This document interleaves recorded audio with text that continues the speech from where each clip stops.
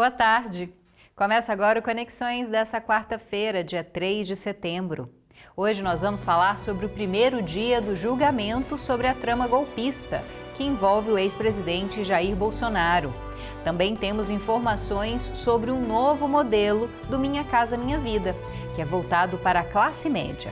Tudo isso a partir de agora no Conexões.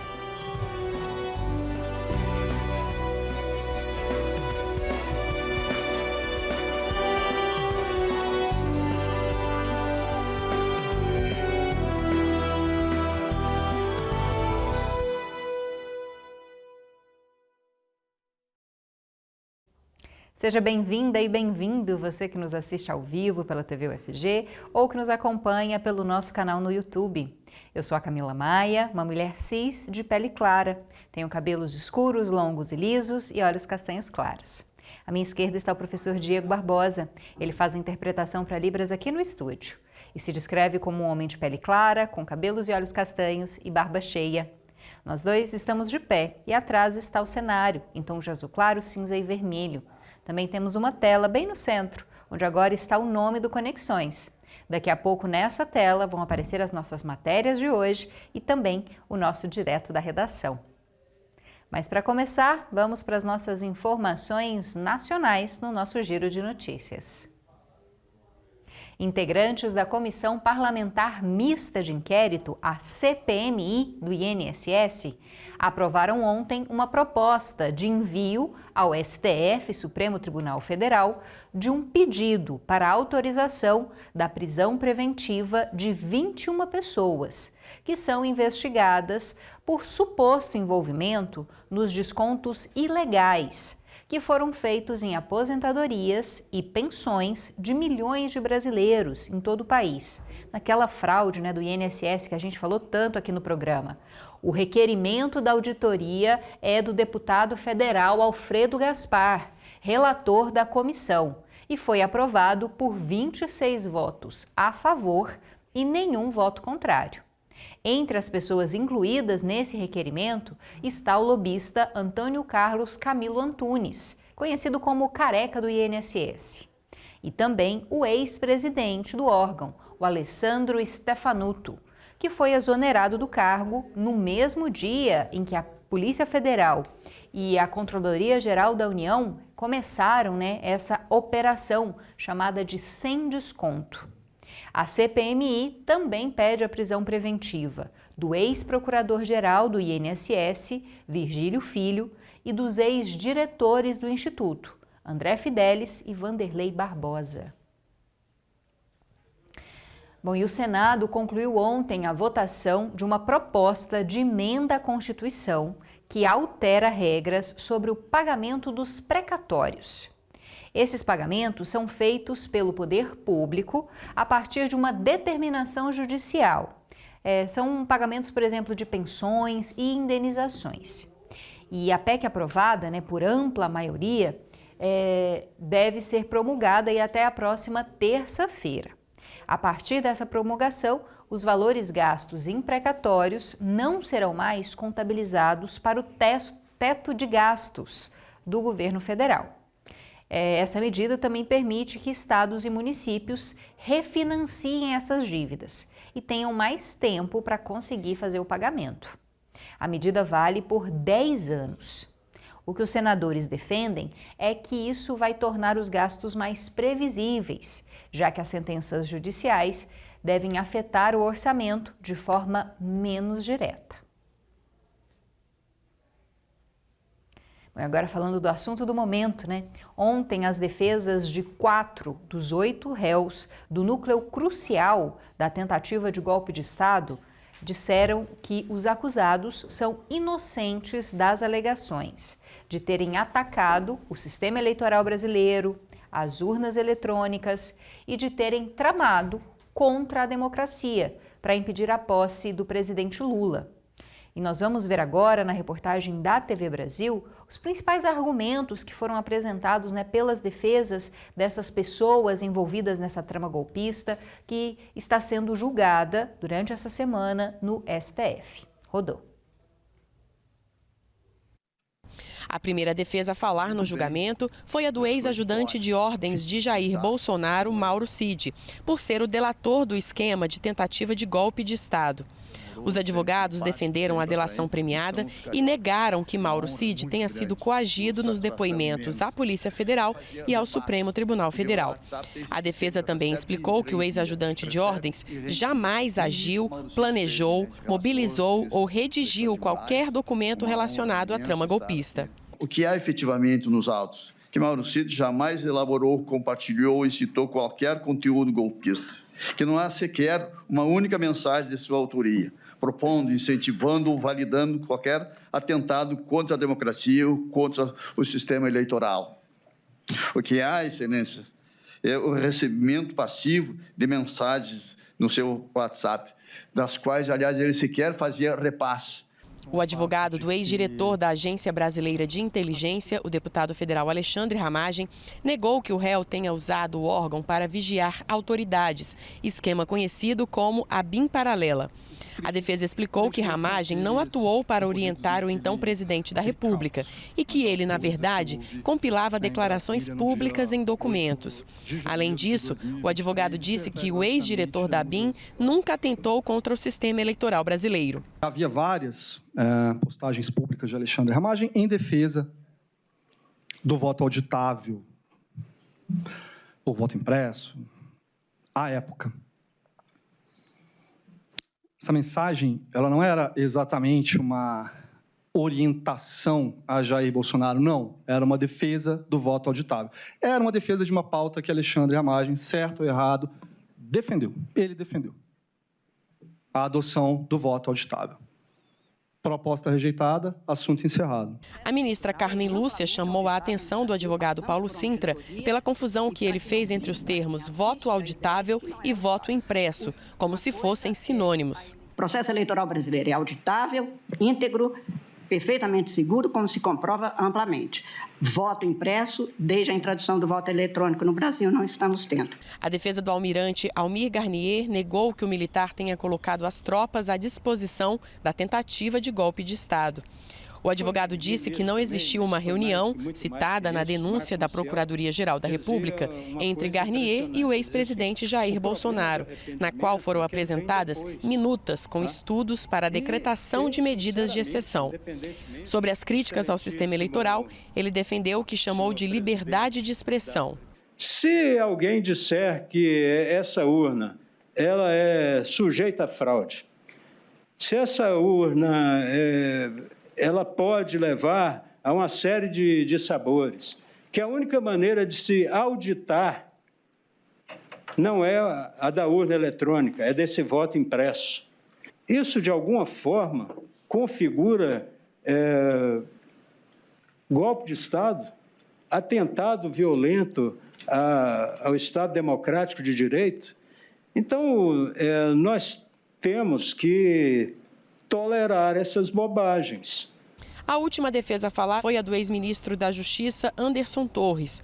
O advogado negou que ele tenha ordenado que a Polícia Rodoviária Federal atuasse contra o deslocamento de eleitores do presidente Lula durante o segundo turno das eleições presidenciais.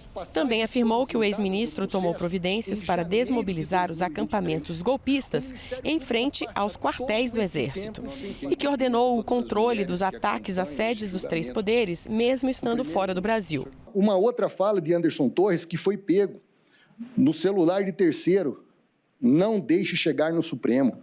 Num primeiro momento, esse diálogo chegou, e o senhor se recorda, senhor ministro Alexandre Moraes, que a PF até entendeu isso como algo golpista, porque chegou a constar isso no seu relatório. E nós mostramos que, pelo horário, já havia invasão no Palácio, no Congresso, só restava proteger o Supremo.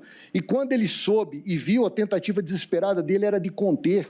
Isso aqui não é quem tem espírito golpista.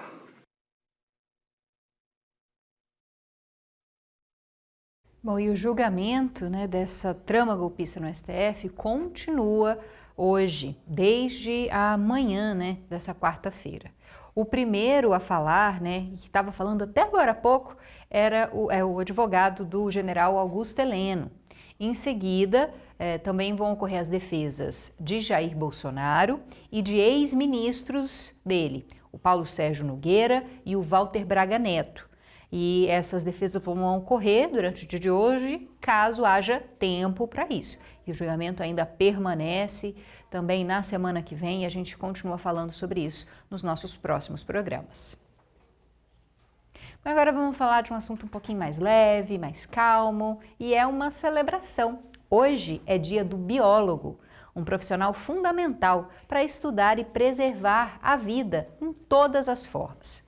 Quem conta mais detalhes sobre essa data comemorativa é a Ana Júlia Luzin, estudante de jornalismo da UFG, que já aparece aqui na nossa telinha, direto da redação. Olá, Ana Júlia, obrigada pela sua presença, seja mais uma vez bem-vinda. Então conta pra gente aí sobre o Dia do Biólogo. Boa tarde, Camila, professor Diego, e boa tarde também para você que nos assiste aqui no Conexões. Antes de falar mais sobre essa data, eu vou me apresentar. Sou uma jovem mulher branca, de cabelos loiros e longos. E os meus olhos são claros. E continuando, o Dia do Biólogo foi criado para valorizar esses profissionais que dedicam a vida ao estudo dos seres vivos e dos ecossistemas. E aqui no Brasil, eles têm a maior biodiversidade do planeta para poder explorar. São mais de 124 mil espécies de animais e cerca de 44 mil plantas já registradas. Um patrimônio natural enorme e que depende diretamente do trabalho dos biólogos para ser preservado e estudado. E aí, Camila, na época da escola, você era do time que adorava a aula de biologia ou do time que ficava com medo dos insetos que os professores traziam? Nunca fui uma boa aluna em biologia, não, vou ter que confessar. Eu gostava mais da área de humanas, né? Português, história, geografia. Até por isso eu acho que me tornei jornalista, né? Mas gostava muito de bichinhos. Morei em fazenda há muito tempo e adorava bicho, então talvez até se eu tivesse um pouco mais de aptidão na biologia, poderia ter sido uma carreira a seguir. E você, Ana, gostava de biologia? Gosta de biologia? Eu sempre gostei de biologia, apesar de, como você disse, na minha área também ser mais das humanas, eu gostava muito de estudar, né, as aulas de ciências no colégio. Mas quando os professores chegavam com insetos, se fosse barata, já passava longe. Aí não era comigo mais. E para encerrar, uma curiosidade sobre esse Dia do Biólogo. Ele foi escolhido em 3 de setembro, porque nesse mesmo dia, lá em 1979, foi regulamentada a profissão aqui no Brasil. Desde então, esses profissionais eles têm um papel fundamental na saúde, no meio ambiente e também na pesquisa científica. E por isso, nesse dia 3 de setembro, Dia do Biólogo, fica a reflexão. Celebrar o Dia do Biólogo é também celebrar a natureza em todas as suas formas. Tá certo, a gente agradece a Ana Júlia Luzin por falar com a gente a respeito do Dia do Biólogo e parabéns a todos os biólogos, né? Ótimo dia e ótima carreira, profissão para vocês. Obrigada, Ana, até mais. Obrigada, boa tarde. Bom, e agora eu tenho uma nota importante falando de uma investigação que acontece aqui no estado de Goiás. O empresário paulista Armando Hussein Ali Mourad é investigado como um dos principais articuladores da expansão do PCC pelo Brasil. E ele controla pelo menos 28 postos de combustíveis em 15 cidades aqui do estado. Ele é irmão de Mohamed Hussein Mourad, que é considerado o líder, né, do esquema do PCC, que é investigado, né, pela operação da Polícia Federal, da Receita Federal e também do Ministério Público Federal e do Ministério Público de São Paulo. O foco dessas investigações são as práticas de fraude, lavagem de dinheiro e infiltração do PCC na cadeia de produção e distribuição de combustíveis no país. Esses postos, né, ligados a Armando Mourad, não são alvos diretos da investigação, mas ele segue sob análise, né, no conjunto das apurações. Bom, e ainda sobre investigações, o delegado Danilo Ribeiro Proto e a esposa dele, Karen de Souza Santos Proto, que é ex-coordenadora regional de educação de Rio Verde, foram denunciados pelo Ministério Público de Goiás por organização criminosa, peculato, falsidade de documentos, lavagem de dinheiro e outros crimes. Esse casal é acusado de chefiar um esquema que teria desviado mais de 2 milhões de reais de recursos destinados a escolas estaduais, por meio de contratos fraudulentos e empresas de fachada. As denúncias fazem parte da Operação Regra 3, que foi deflagrada em 21 de agosto. E, segundo elas, o casal usaria cargos no poder público para controlar licitações e garantir contratos irregulares. O Instituto Delta Proto, que seria aí desses dois acusados, do casal, do Danilo e da Karen, eles seriam sócios desse instituto, ele teria sido beneficiado com pelo menos 40 contratos sem licitação desde 2020, envolvendo reformas de escola, impressões de material didático e até a realização de concurso público na Câmara de Rio Verde. E, de acordo com a investigação, além do desvio de recurso, havia um esquema de lavagem de dinheiro para ocultar a origem ilícita dos valores. Até o momento, até o final do fechamento do nosso roteiro, a defesa dos acusados ainda não tinha se pronunciado à imprensa a respeito dessa denúncia. Bom, e para fechar o bloco, nós temos o nosso quadro de serviços para você que está em busca de vagas no mercado de trabalho.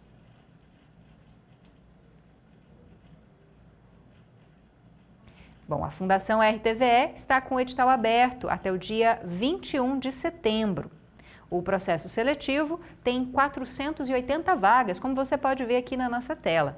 E essas vagas são para professores seletistas que vão trabalhar com carga horária de até 40 horas semanais. Vou pedir até para fechar aqui a imagem para você poder conferir as informações na tela. Essas vagas são para os colégios tecnológicos de Goiás. E as oportunidades são para profissionais com qualificação de nível especializado, graduados, técnicos também de nível médio, e elas estão distribuídas em diferentes áreas, entre elas saúde e ambiente, gestão e negócios, desenvolvimento educacional e social e também informação e comunicação e controle e processos industriais. Então, vagas aí em diferentes áreas. A carga horária é de 40 horas semanais e as vagas são distribuídas para 16 cidades aqui no estado.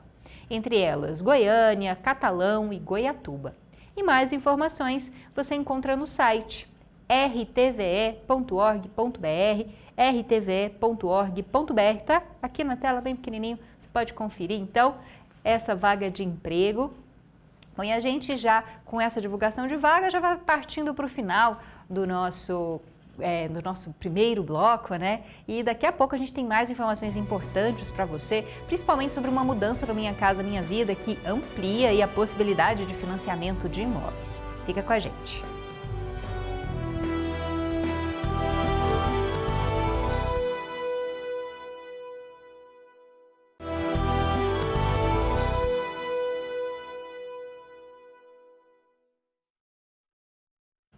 Estamos de volta com Conexões de hoje. E agora a gente fala do programa Minha Casa Minha Vida, que foi ampliado para atender famílias de classe média, que têm renda mensal bruta de até R$12 mil. E a gente vai conversar com a Janaína de Oliveira ao vivo para contar mais para você sobre essa novidade. Janaína, então explica para a gente o que prevê essa mudança. Boa tarde. Boa tarde para você, Camila, para todo mundo que nos acompanha. Pois é, uma novidade, uma nova oportunidade para muita gente que sonha em ter uma casa própria. E aí a Caixa Econômica Federal já está realizando esses financiamentos de imóveis para famílias que se enquadram na classe média. Os beneficiados eles têm prazo de pagamento de até 35 anos, taxa de juros nominal de 10% ao ano, mas é importante destacar que esse grupo em específico não recebe subsídio do governo, ou seja, essa família, dentro dessa faixa, paga o valor total do imóvel escolhido. O programa Minha Casa Minha Vida, então, passa a organizar o atendimento em grupos. A faixa 1 envolve aquelas famílias que têm renda mensal bruta de até R$ 2.850, já a segunda faixa é para renda de até R$ 4.200 mensais, a terceira vai para renda de até R$ 8.600 mensais, aí vem a novidade, que é a faixa 4 para a classe média, que precisa comprovar renda bruta mensal de até R$ 12 mil. Ainda sobre essa faixa 4, voltado para a classe média, o imóvel escolhido para compra e venda precisa ser de até R$ 500 mil.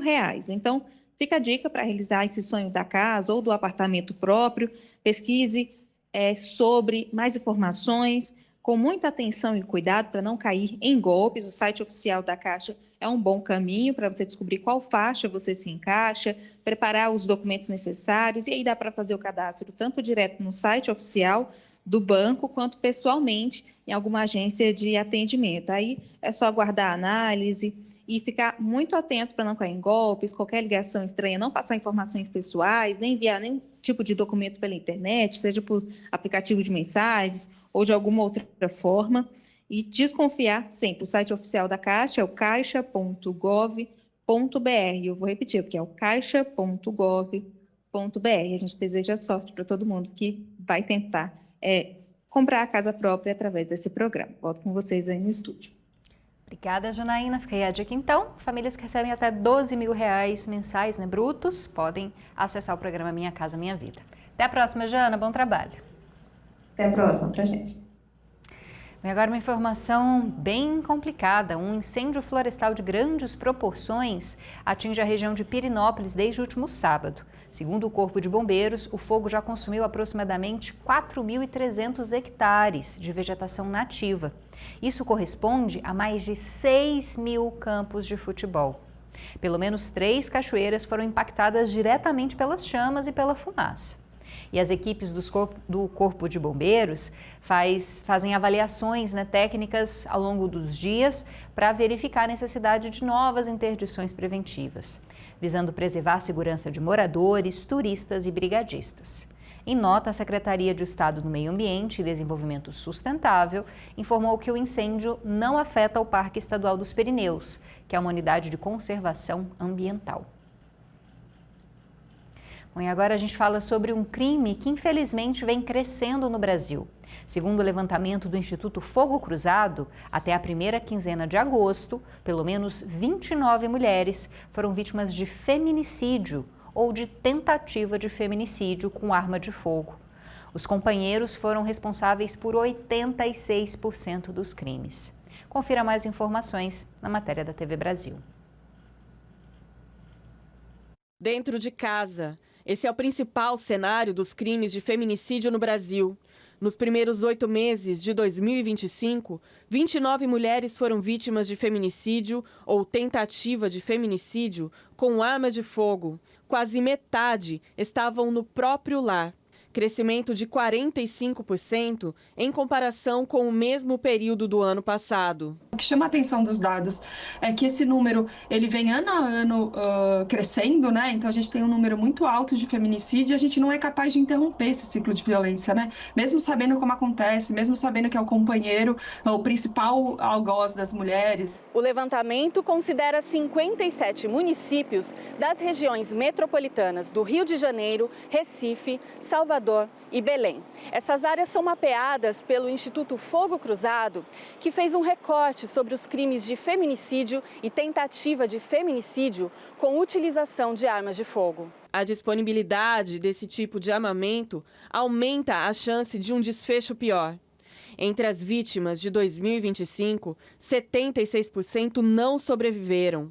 Ao todo, 22 mulheres foram mortas e 7 ficaram feridas. Os agentes de segurança, como policiais, foram autores de 7 dos 29 casos. Muitas decisões das medidas protetivas só retiram a posse, mas não retiram a arma. São representantes das Forças Armadas, né, que têm um armamento ali como um equipamento de trabalho e eles usam isso para vitimar as suas mulheres. Como as instituições não têm se responsabilizado por esses casos. O Agosto Lilás traz campanhas de conscientização para a denúncia e proteção das vítimas, como a campanha Não Deixe Chegar ao Fim da Linha, Ligue 180. Eu já fui vítima de violência doméstica, então o que eu gostaria de deixar para todas as mulheres é de que estar nesse relacionamento, a gente nunca acredita que pode acontecer o pior, mas a situação quando explode, ela é incontrolável e nós nunca sabemos quando o feminicídio vai acontecer. Se você é vítima de violência, rompa o quanto antes. Agosto já passou, né? Mas setembro também é momento da gente falar sobre combate ao feminicídio. Ligue 180. E é assim que a gente finaliza o programa de hoje. Eu e o professor Diego ficamos por aqui. Muito obrigada. Até amanhã. Tchau, tchau.